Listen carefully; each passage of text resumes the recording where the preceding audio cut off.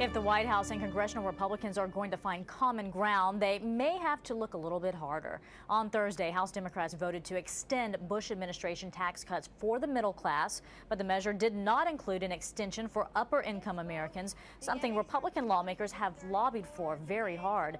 The bill has virtually no chance to pass through the Senate, and following the vote, House Speaker-to-be John Boehner had some strong words for Democrats.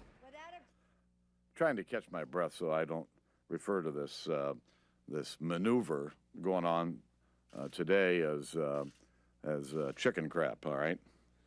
But this is nonsense, all right? The election was 1 month ago.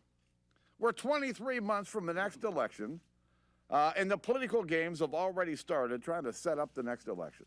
All right, so you heard it there. For more now, we are joined from Washington by Politico's senior editor, David Mark. Thanks for being with us, David. My pleasure. Good to be here. All right, after listening to Boehner, is he right? Was this a political move by Democrats? Well, yes, sure it was. That was kind of a blunt remark by the incoming House Speaker, but sure, it was a political move by Democrats, just like Republicans will have plenty of their own political moves setting up votes when they come into office in January. But there was no way this measure put forward by Nancy Pelosi and the Democrats was going to pass and become law, and everybody knew that going in. Will the upper-income Americans eventually get the tax cuts, though? It seems like where this is moving is there will be a full extension of these tax cuts for 1 year, maybe 2 years. That means for everybody, middle class, upper earners, everybody. I think the details just need to be worked out at this point.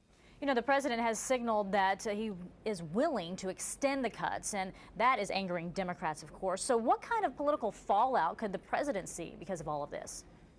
The biggest set of criticism he's going to face is from within his own party, the Democrats, from the left wing of the Democratic Party, who only want to see tax cut extensions for those making $250,000 and under. They don't want to see any tax cut extensions for higher earners. I don't know that that's going to be enough to really hurt him. In fact, it might actually help him a bit by making him look more moderate and centrist. Also on Thursday, for just the 23rd time in U.S. history, the House voted to censor a member. New York Congressman Charles Rangel received the punishment. So what happens to him now? He basically goes back to what he was doing. He's still a member of Congress from New York.